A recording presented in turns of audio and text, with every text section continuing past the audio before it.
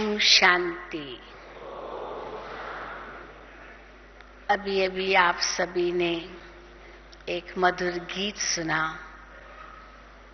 वो दिन भी कितने प्यारे थे, ये दिन भी कितने प्यारे हैं, जब बाबा हमारे साथ थे और अब भी हैं। इसी बात को लेकर अब हम आपको वो साकार पालना और अब अव्यक्त पालना जो बाप दादा हम बच्चों को दे रहे हैं, उसके सुंदर अनुभव जो हमने पाए वो आप तक रखने का प्रयास करेंगे। इस आत्मा का भी ये बहुत बड़ा सौभाग्य रहा कि साकार में ब्रह्मा बाप की पालना इस आत्मा ने प्राप्त की। कई भाई बहनें अपना जब अनुभव सुनाते हैं तो कैसे उनका अलौकिक जन्म हुआ उसका वर्णन करते हैं। कोई कहते हैं बस सेंटर पर गया, बहन जी ने मुझे टोली दी और बस टोली ने जादू कर दिया और मेरा अलौकिक जन्म हो गया। कोई कहते हैं दृष्टि मिली और दृष्टि मिलते ही दादी की, दीदी की, और बस मैंने समझा मेरा नया जन्म हो गया। कोई कहते हैं कोर्स किया तो जन्म नया हुआ।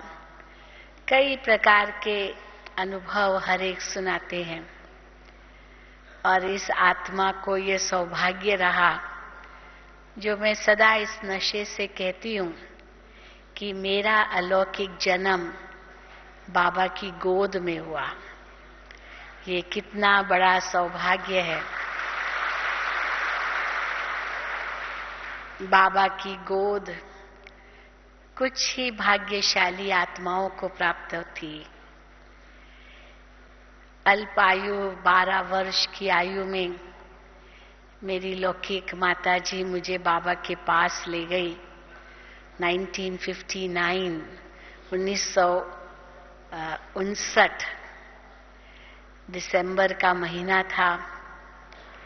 मेरी लौकिक माता जी कुछ समय से ज्ञान में चलती थी और मुझे भी बीच बीच में एक गीता पाठशाला थी मुंबई में, वहां ले जाया करती थी।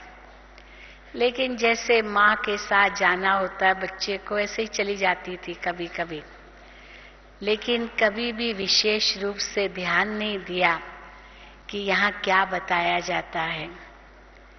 बैठ जाती थी मुरली में, देखती रहती थी, बस छोटी थी।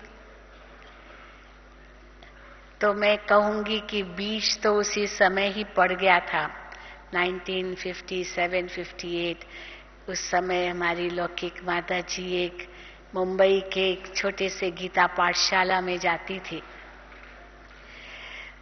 और किस प्रकार बाबा हर साल मुंबई आते थे, क्योंकि माउंट आबू में तो बहुत ठंडी होती थी। तो खास करके बाबा मुंबई में आते थे जब यहाँ कभी ठंडी होती नहीं। तो दिसंबर, जनवरी, फरवरी जो 3 महीने ठंडी के होते थे माउंट आबू में, बाबा आकर के अक्सर 3-3 महीना मुंबई में रहते थे। खास बाबा के लिए एक मकान लेते थे, फ्लैट होता था या घर होते थे, जहां बाबा आकर के 3 मास रहते थे और सब दादियां वहां पहुंच जाती थी सब तरफ से। तो बाबा बीच बीच में ब्रह्मा भोजन रखते थे, कभी माताओं का, कभी कुमारियों का, कभी कुमारों का, कभी भाइयों का। तो बाबा ब्रह्मा भोजन में कुछ कुछ विशेष आत्माओं को बुलाते थे तो किस प्रकार मेरी लौकिक माता जी का भी ये सौभाग्य था कि उनको भी निमंत्रण मिला बाबा के पास ब्रह्मा भोजन खाने का। और ब्रह्मा भोजन कोई इस रूप से नहीं जैसे आजकल होता है, क्योंकि हजारों भाई बहनें हैं इस समय, परंतु उस समय ब्रह्मा भोजन का निमंत्रण वो भी बाबा के साथ, ये एक बहुत बड़ा सौभाग्य था। तो बाबा कैसे हॉल में ब्रह्मा भोजन खाते थे बच्चों के साथ जिनको निमंत्रण मिलता था, और ऐसे ही नहीं बस बैठा और बाबा के साथ खाया। सब बैठते थे करीब 20, 25, 50 के अंदर, बस 50 भी नहीं, 20, 25 कोई थोड़े थोड़े करके निमंत्रण मिलता था बाबा के साथ ब्रह्मा भोजन खाने का। तो सब बैठते थे जैसे रेक्टेंगुलर में, चौरस रूप में बाबा सामने होते थे, और जैसे बहनें परोसती थी सब बैठते थे, और बहनें परोसती जाती थी, लेकिन बाबा एक एक को बुलाते थे और एक एक बाबा के पास जाता था। पहले बाबा से दृष्टि लेता था, बाबा की गोद में जाता था, बाबा उनकी पीठ थपथपाते थे, फिर बाबा कुछ न कुछ वरदान देते थे, और फिर एक एक के मुख में, जो बाबा की गोद में जाता था उनको मुख में एक गिट्टी देते थे, और फिर वो जाकर के अपनी जगह बैठता था, तब दूसरा आता था। इस प्रकार जब तक सब बाबा की गोद में नहीं जाते थे तब तक ब्रह्मा भोजन शुरू नहीं करते थे। समझ गए वो दृश्य, कैसे बाबा के संग ब्रह्मा भोजन का प्रोग्राम होता था। तो मेरी लौकिक माता जी मुझे बाबा के पास ब्रह्मा भोजन के लिए ले गई, छुट्टी ली होगी।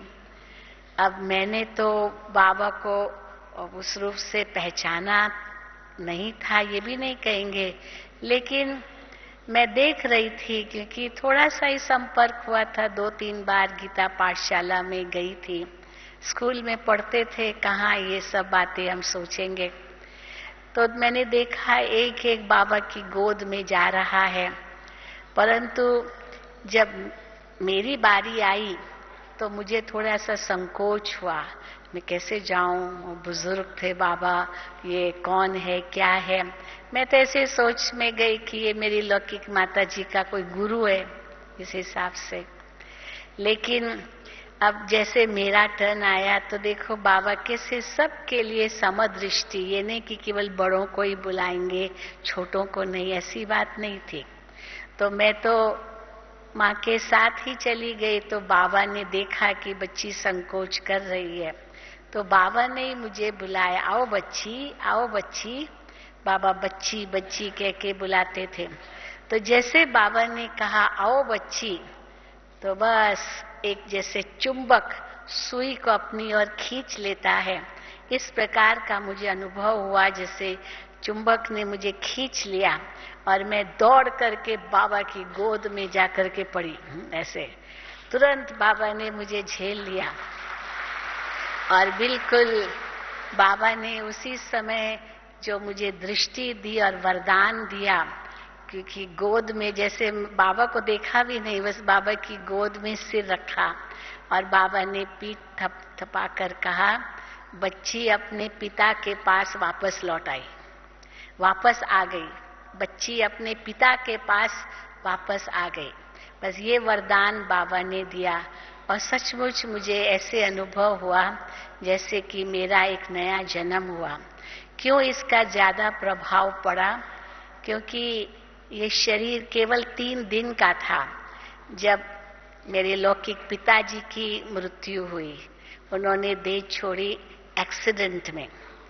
तो मैंने कभी अपने पिता को देखा नहीं, और उन्होंने भी मुझे नहीं देखा, क्योंकि वो कहीं बाहर थे।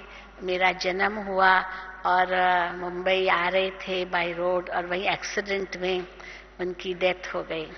तो उन्होंने भी कभी मुझे देखा नहीं, क्योंकि 3 दिन ही हुआ था इस शरीर को जन्मे, और तो हमने भी नहीं देखा। तो पिता, लौकिक पिता को तो कभी देखा नहीं था। तो अवश्य वो मन में एक खटकता था कि मेरे ऐसे क्या कर्म है जो मैंने अपने पिता को नहीं देखा।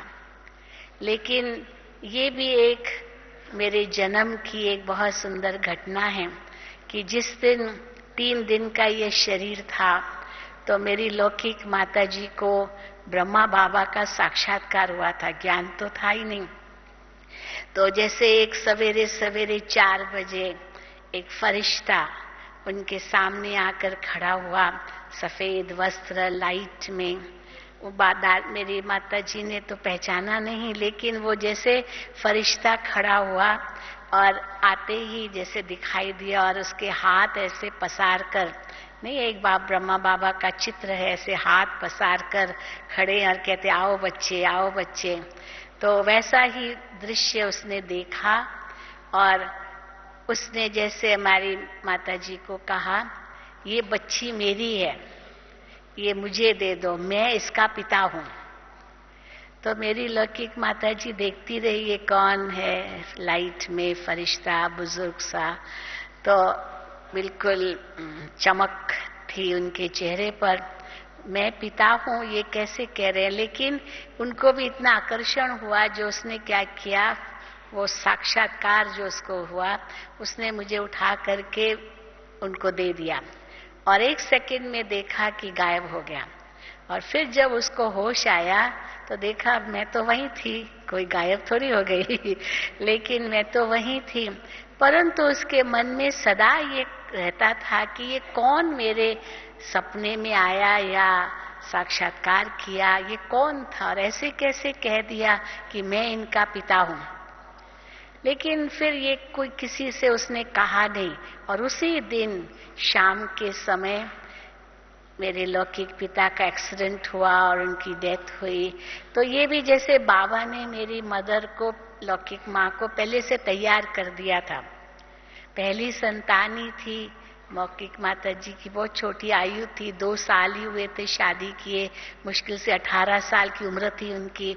पिताजी 21-22 साल के ही थे, बहुत अभी अभी मतलब शादी तो 2 साल पहले ही हुई थी। तो इस प्रकार ये मेरा अलौकिक जन्म समझो उसी समय से ही हो गया। तो जैसे बाबा की गोद में गई और बाबा ने कहा कि बच्ची अपने पिता के पास वापस लौटी है, वापस आ गई, तो मुझे सचमुच ऐसे महसूस हुआ कि यही मेरे सच्चे पिता हैं। तो मानो मैं तो यही कहूंगी कि लौकिक पिता भल होते हुए भी था नहीं, पर अलौकिक में ही मैंने लौकिक को भी देखा और पारलौकिक को भी देखा। तीनों पिताओं को एक ही रूप में देखा। तो कैसे, फिर तो बस पीछे मुड़ने का तो सवाल ही नहीं था।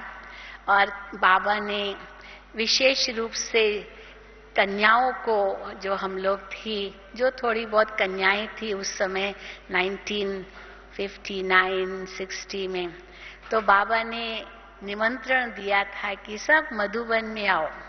बाबा कन्याओं को देख करके बहुत खुश होते थे। बाबा कन्याओं को देखकर कहते थे ये मेरी कन्याएं विश्व की सेवा करेगी, बाप का नाम बाला करेगी, बहुत कुछ। और उस समय मैं इंग्लिश मीडियम स्कूल में पढ़ती थी, बहुत अच्छा स्कूल, मुंबई का नामी ग्रामी स्कूल में।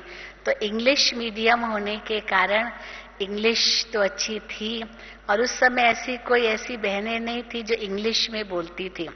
तो मैंने एक कविता बाय हार्ट कर दी थी और वो कविता इंग्लिश में कहीं से ली थी, किसी मैगजीन थी या कहाँ, कोई ज्ञान की नहीं थी पर कोई बाहर की, पर बहुत अच्छी कविता थी। तो ज्ञान युक्त कविता थी, वो मैंने बाबा के आगे सुनाई। तो मुझे याद है कि बाबा ने उसी समय इतना प्यार किया और कहा बच्ची तुम इंग्लिश में बहुत होशियार हो, बाबा तुमको विदेश भेजेगा। अब बताओ, छोटी सी थी 12 साल की, और बाबा ने उसी समय वरदान दे दिया कि बच्ची बाबा आपको विदेश भेजेगा। जबकि विदेश क्या होता है वो तो पता भी नहीं था, लेकिन उस समय बाबा का ये वरदान मिला था। और फिर तो बाबा के सामने लेक्चर भी देते थे। उस छोटी आयु में इंग्लिश में लेक्चर, तो जैसे बाबा का वरदान हमें बचपन से ही ये मिल गया था। फिर तो मैं मुंबई से मधुबन गई। मधुबन में भी बाबा का बहुत प्यार मिला। 1960 में मधुबन आई, तो मधुबन तो उस समय जैसे आज है वो रूप तो था ही नहीं। बहुत छोटा सा मधुबन, जहाँ अंदर ही जो पुराना मकान जहाँ बाबा का कमरा है पांडव भवन में, अंदर में ही क्लासरूम था। बाबा टेंट्स लगवाते थे। हिस्ट्री हॉल भी तब नहीं था। हिस्ट्री हॉल तो 1962 में तैयार हुआ। ये 1960 की बात है। शायद जो भी सब कुछ बिल्कुल ही टेंट्स के अंदर, क्योंकि मकान भी तो इतने नहीं बने थे। 58 में ही ना वो पोखरान हाउस था, वो लिया था माउंट आबू में। लेकिन बाबा को अब देखते थे कि कैसे बच्चे जो मधुबन में आते थे, बाबा उनको कितना प्यार देते थे। सारा टाइम बच्चों पर ही ध्यान देते थे, और जो भी पार्टी आती थी बस बाबा के सिवाय तो और कुछ था ही नहीं। अमृत वेला भी बाबा कराते थे, फिर मुरली बाबा चलाते थे।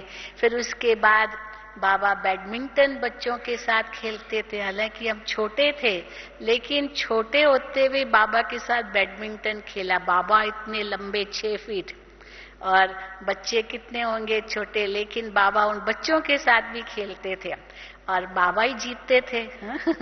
बाबा कहते थे, बच्चे इसमें देखो डबल इंजन है। तो डबल इंजन तो बहुत शक्तिशाली होती है ना, तो कैसे बाबा हमेशा जीतते थे।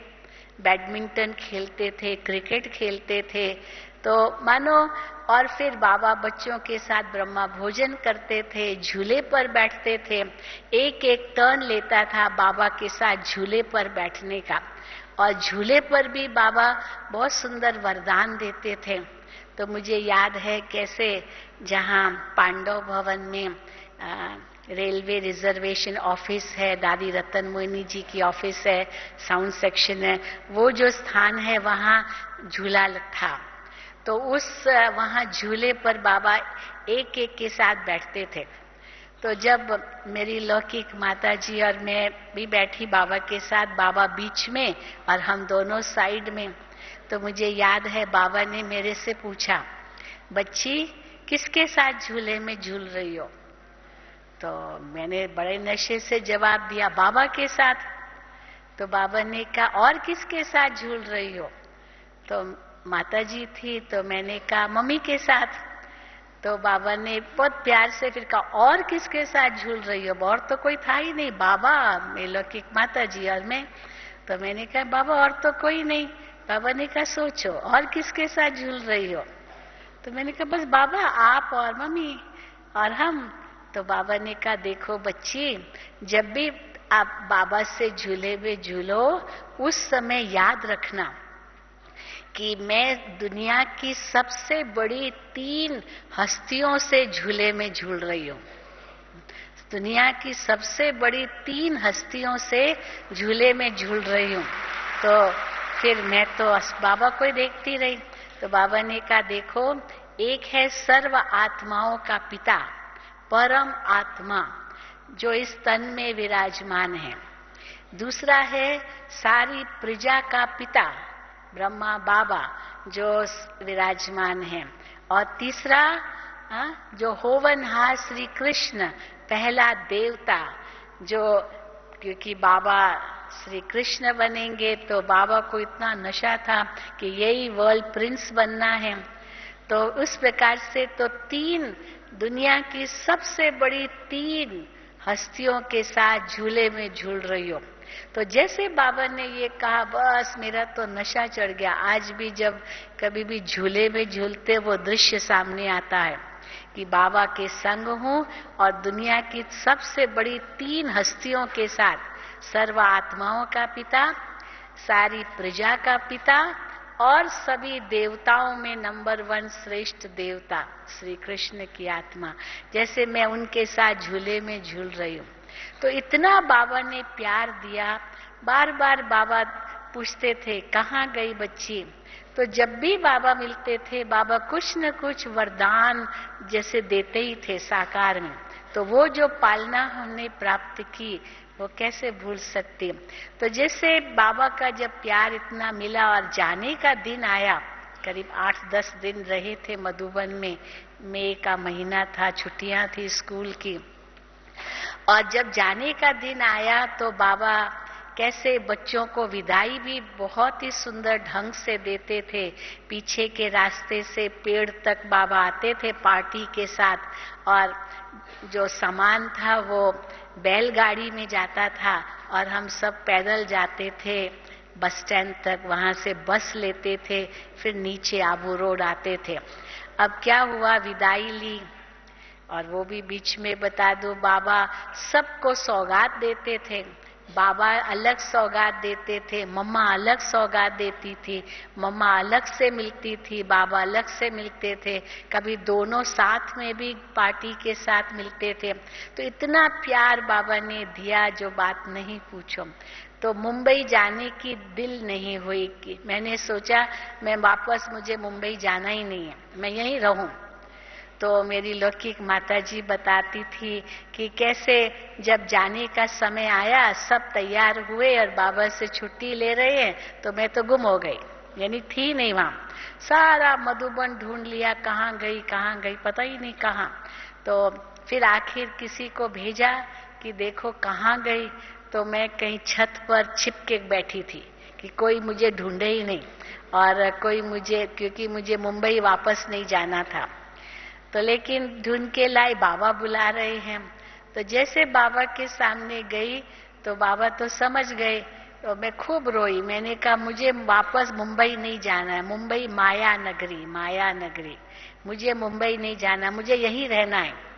तो बाबा कितने चतुर सुजान, बच्चों की भी दिल रखते थे। तो बाबा ने मेरी लौकिक माताजी को कह दिया, अच्छा ठीक है बच्ची, ये बच्ची यहीं रहेगी, बाबा इनको स्कूल में पढ़ाएंगे, और तुम आप लोग वापस जाओ मुंबई, ये यहीं रहेगी। अब मेरी माताजी तो मुझे देखने लग गई, ये 12-13 साल की लड़की यहाँ क्या रहेगी, बाबा के पास पढ़ाई क्या करेगी। लेकिन बाबा ने मेरी दिल रखने के लिए माँ को इस प्रकार कह दिया और मुझे बड़ा खुश कर दिया। मैं तो खुश हो गई, मैं मधुबन में रहूंगी। लेकिन फिर उसके बाद बाबा ने बहुत प्यार से समझाया, देखो बच्ची, तुमको तो बहुत सेवा करनी है, तुमको तो विश्व की सेवा करनी है। यहाँ रहोगी तो बच्ची, यहाँ अच्छे स्कूल नहीं है, यहाँ अच्छे स्कूल नहीं है, तुमको तो इंग्लिश में बहुत होशियार होना है, बाबा तुमको विदेश भेजेगा। बाबा उस समय विदेश को इतना याद भी करते थे, और इंग्लिश स्पीकिंग हैंड्स को तो बहुत उसी रूप से ही कहते थे, कोई खास बिरले ही आते थे। तो बाबा तो तुमको विदेश भेजेगा, तो मुंबई में जाके पढ़ोगी ना अच्छे अच्छे स्कूल में, तो फिर जब पढ़ाई पूरी होगी बाबा आपको बुला लेगा मधुबन में, फिर बाबा आपको विदेश भेजेगा। तो मैं तो बड़ी खुश हो गई, बाबा बुला लेगा मधुबन में। बस ये कह करके बाबा ने मुझे खुश किया और विदाई दी और मैं वापस गई। लेकिन मानो वो जन्म तो ले चुकी थी, फिर मधुबन में जैसे एक दूसरा जन्म भी हो गया बिल्कुल। अब बाबा के सिवाय तो और कुछ बुद्धि में था ही नहीं। हालांकि स्कूल जाती थी, लेकिन स्कूल में भी सब मुझे क्या कहते थे, ये मीराबाई आई है, मीराबाई, मुझे ऐसे चिढ़ाते थे। क्योंकि वो लोग पिक्चर देखे, होटलों में जाए, हम तो कभी नहीं जाते थे, सिंपल रहते थे। रोज सवेरे यूनिफॉर्म में स्कूल जाने से पहले सेंटर पर जाती थी और सेंटर से फिर स्कूल जाती थी। तो ये हमारा नित्य नियम था। और जब बाबा मुंबई में आते थे तो मुंबई में तो बाबा का आना माना कभी भी मुरली मिस नहीं करना। अभी भी दादियां याद करती है कैसे तुम बचपन में स्कूल यूनिफॉर्म में रोज सेंटर पर आती थी और फिर स्कूल जाती थी। इसी प्रकार पढ़ाई चलती रही और बाबा भी कहते थे बच्ची अच्छी तरह से पढ़ो, अच्छी तरह से पढ़ाई करो और फिर देखो बाबा तुमसे बहुत सेवा लेंगे। अब 1967 तक तो मम्मा ने 1965 में शरीर छोड़ा, तब स्कूल से मैं कॉलेज में आई थी, लेकिन हमेशा यही लक्ष्य था, मुझे तो यही सेवा करनी है, विश्व सेवा करनी है। इसी लक्ष्य से पढ़ती भी रही।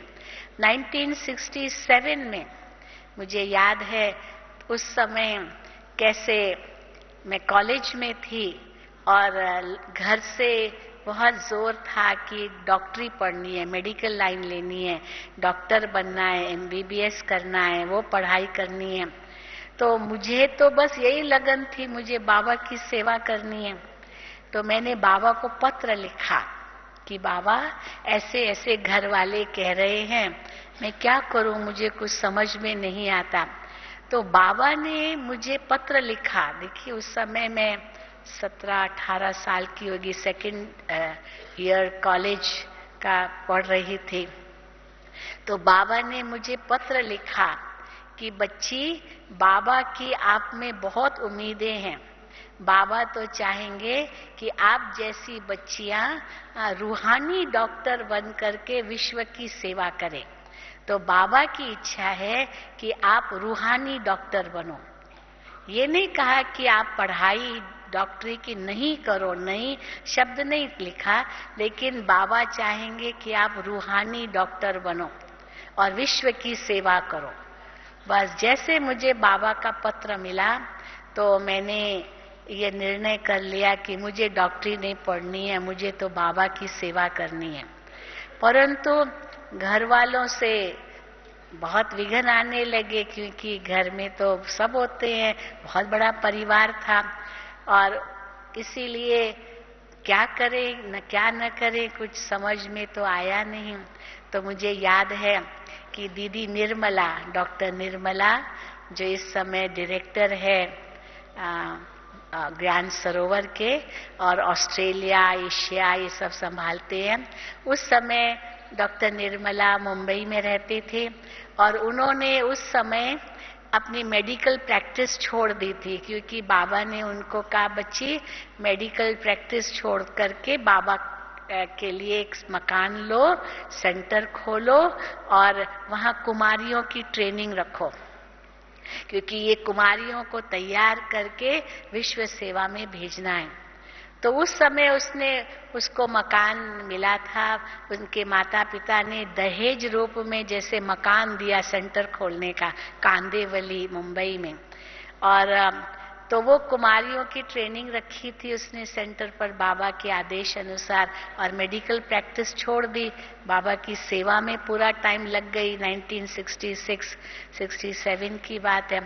तो जैसे ही मैंने दीदी से पूछा, निर्मला दीदी से, दीदी मैं क्या करूं, तो उन्होंने कहा अरे मैं तो देखो मैं डॉक्टर हूं और बाबा ने मुझे ये प्रैक्टिस छोड़ने के लिए कहा और मैं बाबा की फुल टाइम सेवा में हूं, तो मैं तुमको कैसे कहूंगी कि तुम डॉक्टरी पढ़ो, मैं तो कभी नहीं कहूंगी। तो ये जैसे मुझे एक रास्ता मिल गया कि बस अब मुझे बाबा की सेवा में रहना है।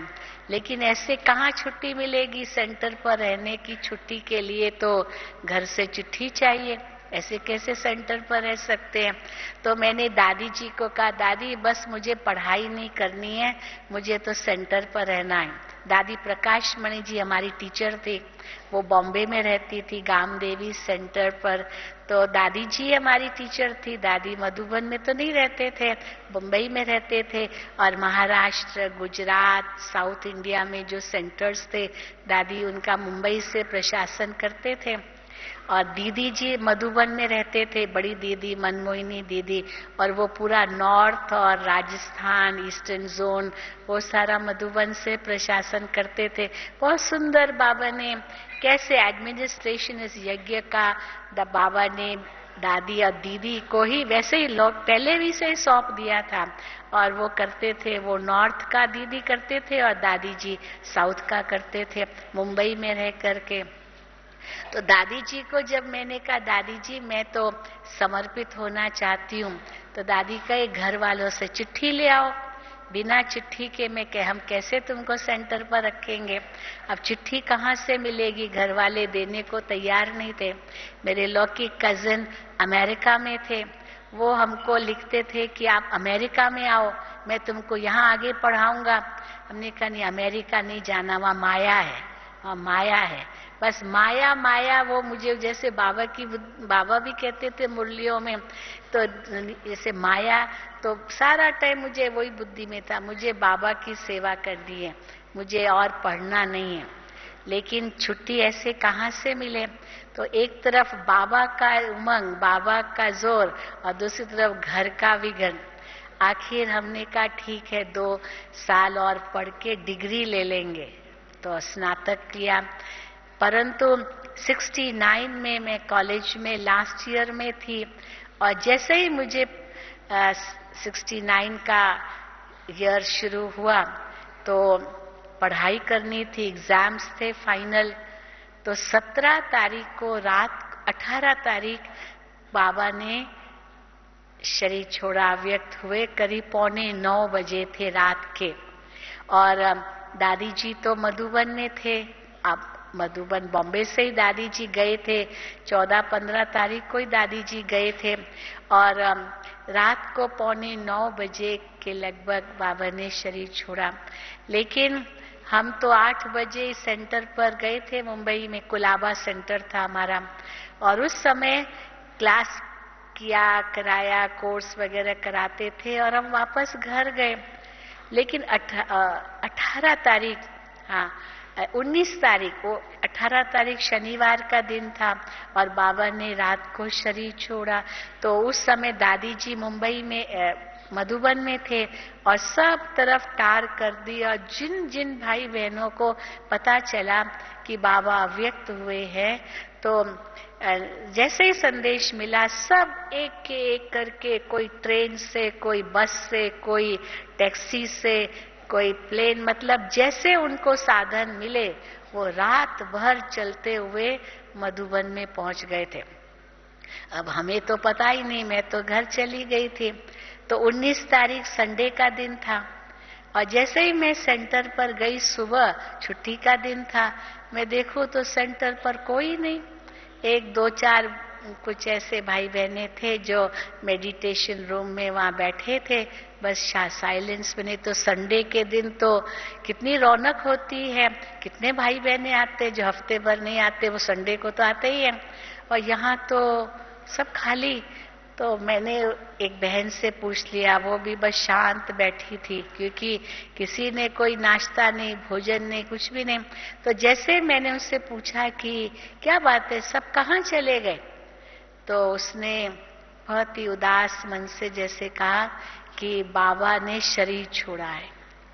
मैंने कहा बाबा ने शरीर छोड़ा, ऐसे कैसे हो सकता है? बस उस समय इतना बड़ा शॉक लगा मुझे, और मैंने ऐसे अनुभव किया जैसे सारी धरती हिल रही है, और ऐसे लगा जैसे कि पता नहीं अभी आकाश फटेगा और सब कुछ नीचे आ जाएगा। पता नहीं क्या विचित्र मुझे अनुभव होने लगा, जैसे मैं कांपने लगी, और मुझे ऐसे महसूस हुआ कि अभी विनाश आया कि आया।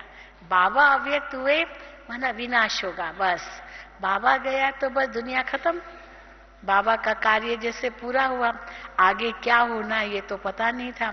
लेकिन फिर भी मैंने उस समय अपने आप को संभाला, और मैं जैसे ही बाबा के सामने गई तो बाबा को मैंने कहा, बाबा आप चले गए, ऐसे कैसे आप जा सकते हो? बाबा मैंने आपकी इच्छा तो पूरी नहीं की, आपकी इतनी बड़ी इच्छा मेरे में, इतनी बड़ी उम्मीद कि बच्ची रूहानी डॉक्टर बनेगी, विश्व की सेवा करेगी, और मैं अभी तो बाबा चले गए, तो मैंने आपकी इच्छा ही पूरी नहीं की है। बाबा अब क्या होगा? तो जैसे मैं बाबा से बात कर रही हूँ, मैं देख रही हूँ, अनुभव कर रही हूँ बाबा का वो अव्यक्त रूप, वो अव्यक्त रूप। फिर मैंने जब अपनी लौकिक माता जी को बताया, तो उसने उस समय मुझे कहा कि जब तुम पैदा हुई हो तब यही स्वरूप मेरे सामने आया था। तो जैसे वही मैं रूप देख रही हूँ, बाबा मेरे जैसे सामने हैं, और बाबा कहते हैं बच्ची बाबा गए नहीं हैं, बाबा आपके साथ है और साथ ही रहेंगे, और बच्चों को साथ लेकर के जाएंगे, बाबा ऐसे नहीं जाएंगे। जैसे मुझे उस समय ये अनुभव हुआ, बाबा सामने खड़े होकर के कह रहे, तो थोड़ी सी हमको आथत मिली कि जैसे बाबा ऐसे कह रहे हैं, पर ये पता नहीं था कि अब इसके आगे कैसे ये कार्य चलेगा। तो फिर उसके बाद पता चला, जैसे आप जानते हैं कि 18 रात को बाबा व्यक्त हुए, पार्थिव देह को रखा था हिस्ट्री हॉल में, और 19 तारीख, 20 तारीख, 21 तारीख को अंतिम संस्कार हुआ जहां शांति स्तंभ है। लेकिन ये 2-3 दिन जो मधुबन में दादी गुलजार आए, रोज दादी गुलजार को कहती थी कि जाओ वतन में जाकर देखो कि, और बाबा से पूछो बाबा आप चले कैसे गए और अभी बाबा क्या करना है। सब बच्चे आते गए सेंटरों से। अब दादी गुलजार वैसे ही बाबा को देखती थी वतन में, क्योंकि दादी गुलजार ही प्रथम आत्मा है जिसने सबसे पहले सूक्ष्म वतन का साक्षात्कार किया। उसके पहले जिन भाई बहनों ने जो भी साक्षात्कार किए थे, उसमें जैसे स्वर्ग का साक्षात्कार या विनाश का साक्षात्कार, ज्योति का साक्षात्कार, श्री कृष्ण का साक्षात्कार, उस रूप से तो साक्षात्कार करते थे यज्ञ के अंदर, जो 14 साल भट्ठी में रहे। लेकिन और गुलजार दादी भी बहुत साक्षात्कार करती थी। बाबा के पास आते ही बाबा की पहली दृष्टि उनको मिली और एकदम ध्यान में चली गई और स्वर्ग का साक्षात्कार किया, श्री कृष्ण का साक्षात्कार किया। तो वो तो बहुत करती थी, उनको बचपन से साक्षात्कार की जैसे बाबा की देन थी।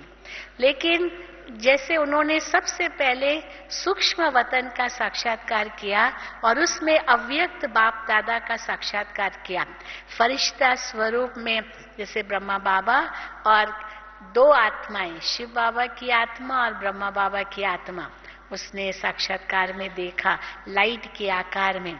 तो दादी जी को समझ में नहीं आया कि ये क्या है, पर एक सफेद सफेद दुनिया, हजारों चंद्रमाओं की चांदनी अगर मिलाई जाए और एक प्रकाश फैल जाए तो वो एक सिल्वरी लाइट में, और प्रकाश सिल्वरी प्रकाश, ये नहीं कि गोल्डन प्रकाश, परंतु चांदी जैसा सिल्वरी वाइट, वो प्रकाश के रूप में बाबा को देखा उस वातावरण में, वो सूक्ष्म वतन का साक्षात्कार।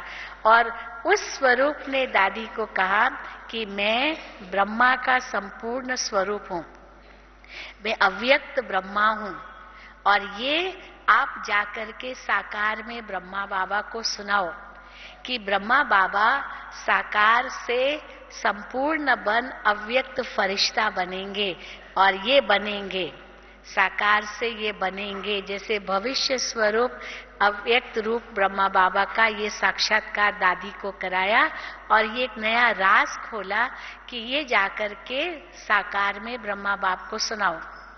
तो जब वो साकार में वापस आई, ध्यान से उतरी और बाबा को ये बताया कि बाबा आपका संपूर्ण स्वरूप हमने एक सूक्ष्म वतन में देखा, तब ब्रह्मा बाबा को पता चला था कि मेरा संपूर्ण स्वरूप वतन में है। उसके बाद वो हमेशा वतन में 2 स्वरूप देखती थी, एक साकार स्वरूप, एक अव्यक्त स्वरूप। यानी पता चलता था ये अव्यक्त स्वरूप संपूर्ण स्वरूप, ये पुरुषार्थी स्वरूप। और वो दोनों स्वरूपों को देखती थी और महसूस करती थी कि दोनों कैसे एक तो के निकट आ रहे हैं, एक तो के निकट आ रहे हैं। तो बाबा भी वो दादी गुलजार दादी को कहते थे कि जाओ देख कर आओ कि ये साकार स्वरूप अव्यक्त के कितना निकट आया है, वो देखो। तो वो देखती थी और बाबा को बताती, तो बाबा की तपस्या और जोर होती थी कि मुझे वो संपूर्ण बनना है। इसलिए साकार मुरलियों में आप देखते हो बच्चे कर्मातीत बनना है, संपूर्ण बनना है, फरिश्ता बनना है, साकार मुरलियों में भी आता है, क्योंकि बाबा को ये लक्ष्य था मुझे संपूर्ण बनना है। और फिर जब बाबा व्यक्त हुए तो दादी जी ने गुलजार दादी से कहा कि अभी जाओ वतन में देखो, बाबा चले गए, अब क्या आगे का पाठ है वो तो बाबा जाने। अव्यक्त बाप दादा का पाठ चले गए तो कुछ पता नहीं था। तो जब दादी वतन में गई तो देखा कि वो 2 स्वरूप नहीं रहे, अब वो साकार रूप अव्यक्त में मिल गया और एक ही स्वरूप बाबा का, बाप दादा का देखा। और बाप दादा ने कहा कि कैसे ब्रह्मा बाप संपूर्ण हुए हैं। फिर तो रोज वतन में जाती थी, रोज नए नए संदेश लेकर के आती थी। और फिर दादी जी बड़ी दादी ने, प्रकाश में दादी गुलजार को कहते थे कि बाबा से पूछो कि बाबा जब आपने शरीर छोड़ा उस समय क्या आपकी स्थिति थी, क्योंकि दादी प्रकाश मणि जी बाबा के सामने थी। 18 जनवरी के दिन रात को बाबा मुरली चला करके वापस गए अपने कमरे में और बैठे ही थे अपने पलंग पर, और दादी जी उनके पास गई और बाबा आंखें बंद करके बैठे थे। तो दादी जी उनके पास गई और दादी जी ने कहा बाबा बाबा, पर बाबा तो अपने ध्यान में थे। तो दादी जी ने उनका ध्यान आकर्षित करने के लिए बाबा का हाथ पकड़ा, बाबा का हाथ पकड़ा, और जैसे बाबा का हाथ पकड़ा बाबा ने आंखें खोली, और बस वो घड़ी थी, बाबा ने आंखें खोली और जैसे दादी जी को दृष्टि दी, और दादी जी ने बाबा का हाथ पकड़ा हुआ था, तो जैसे हाथ में हाथ और दृष्टि, बस उसी वक्त आत्मा उड़ गई है। तो मानो संपूर्ण स्थिति को प्राप्त किया। तो दादी जी को लगा कि ये क्या हुआ, कुछ समझ में नहीं आया दादी जी को। इसीलिए दादी ने खास गुलजार दादी को कहा कि बाबा से पूछो कि जिस समय आत्मा शरीर छोड़ रही थी और दादी जी का हाथ, यानी बाबा का हाथ पकड़ा हुआ दादी जी ने, और दृष्टि और एकदम से उड़ गई आत्मा, तो अंतिम अनुभव क्या था बाबा का। तो गुलजार दादी जी ने आकर के बताया कि 3 तरफ से खींच थी। अंतिम स्थिति जो आत्मा शरीर छोड़ रही थी तो 3 तरफ से खींच थी। क्या खींच थी? एक तरफ शिव बाबा बुला रहे थे, बच्चे अब आना है, अब शिव बाबा का साथी बन करके विहंग मार्ग की सेवा शुरू करनी है। क्योंकि अभी तक जैसे चीटी मार्ग की सेवा थी, थोड़ी सी इतनी कहाँ थी सेवा उस समय, अभी शिव बाबा का साथी बन करके अव्यक्त रूप से विहंग मार्ग की सेवा शुरू करनी है, सेवा की। तो एक तरफ शिव बाबा बुला रहे थे, दूसरी तरफ अव्यक्त ब्रह्मा, जो संपूर्ण ब्रह्मा, वो संपूर्ण ब्रह्मा बुला रहे थे कि अभी ये स्वरूप बनना है, क्योंकि बाबा संपूर्ण हो रहे थे। और तीसरी तरफ जो अंतिम हिसाब किताब शरीर का था, जैसे बाबा उस हिसाब किताब को पूर्ण कर रहे थे, बिल्कुल देह भान से परे अव्यक्त स्थिति में थे, जो बिल्कुल उस भान का पता ही नहीं। और जैसे दादी जी भी गए तो बाबा तो बिल्कुल देह से न्यारे थे। तो अंतिम हिसाब किताब जो शरीर का था वो चित्तू हो रहा था, तो वो थोड़ी सी खींच होगी, और शिव बाबा और ब्रह्मा बाबा। और चौथी ओर बाबा ने कहा कि बाबा बच्ची को याद कर रहे थे, क्योंकि अब नेचुरली दादी जी को पहले संकल्प नहीं था, क्योंकि बाबा की जब मुरली चलती थी रात को, उसके बाद दादी जी बाबा के कमरे में नहीं जाती थी, 9:30 बज जाते थे, 8:30 से 9:30 रात को मुरली चलती थी। पर उस दिन तो 8:45 बजे थे, बाबा ने थोड़ी जल्दी मुरली चलाई थी। तो दादी जी को संकल्प मैं बाबा के पास जाऊं, तो मानो बाबा ने उनका आह्वान किया, बाबा ने जैसे बच्ची को बुलाया संकल्प से ही, और दादी जी वहां पहुंच गए, और जैसे दृष्टि और हाथ के द्वारा जैसे बाबा ने सारा हैंड ओवर कर दिया, जो बाबा मुरली में भी सुनाते हैं कि सारी विल पावर विल कर दी। तो इसी प्रकार से बाबा ने सब विल कर दिया। और कैसे, फिर आप जानते हैं कि जब अव्यक्त बाप दादा आए 21 तारीख को, तब दादी जी और दीदी जी को बुलाया और दोनों के सिर पर कलश रखा कि अभी साकार में आपको पालना करनी है, साकार में आप आगे रहेंगे और शिव बाप और ब्रह्मा बाप ये बैकबोन के रूप में रहेंगे। और जैसे हड्डी, रीढ़ की हड्डी होती है, वो बैकबोन का रूप होता है, वो पूरे शरीर को स्थिर खड़ा कर रखता है, वैसे शिव बाप और ब्रह्मा बाप रीढ़ की हड्डी की तरह होंगे और आप दोनों सामने होंगे। सूर्य और चंद्रमा ये गुप्त हो जाएंगे और बच्चे मानो सितारे, ये धरती के सितारे सारे विश्व को चमकाएंगे। सूर्य और चंद्रमा गुप्त रहेंगे। फिर बाबा ने कहा ये वो सारी अव्यक्त मुरली, 21 तारीख की अव्यक्त मुरली में ये सारे राज खोले, जिसमें फिर बाबा ने कहा कि शिव बाप गुप्त हो जाएंगे और शक्तियां शिव को प्रत्यक्ष करेगी, शक्तियां शिव को प्रत्यक्ष करेगी और शिव शक्तियों को प्रत्यक्ष करेंगे। तो इस प्रकार से बहुत सुंदर महावाक्य वो 21 तारीख की मुरली में बाबा ने चलाए। फिर तो आप जानते हैं कि कैसे यह बाबा का कार्य दिन दुगनी रात चौगनी गति से चलता रहा, जो आज विश्व में 130 देशों में बाबा के केंद्र हैं और लाखों भाई बहने बाबा के बच्चे बने हैं। जो बाबा कहते हैं कम से कम 9 लाख ऐसे पक्के ब्राह्मण हो जो सतयुग की आरंभ की तो आबादी बने, उसके बाद तो प्रेतांत तक हमें चलना है। तो इस प्रकार से यह अव्यक्त मिलन का अनुभव हम सभी कल करेंगे। कुछ अपना भी अनुभव सुनाया जो साकार अव्यक्त से प्राप्ति हुई और फिर बाबा का कुछ अनुभव।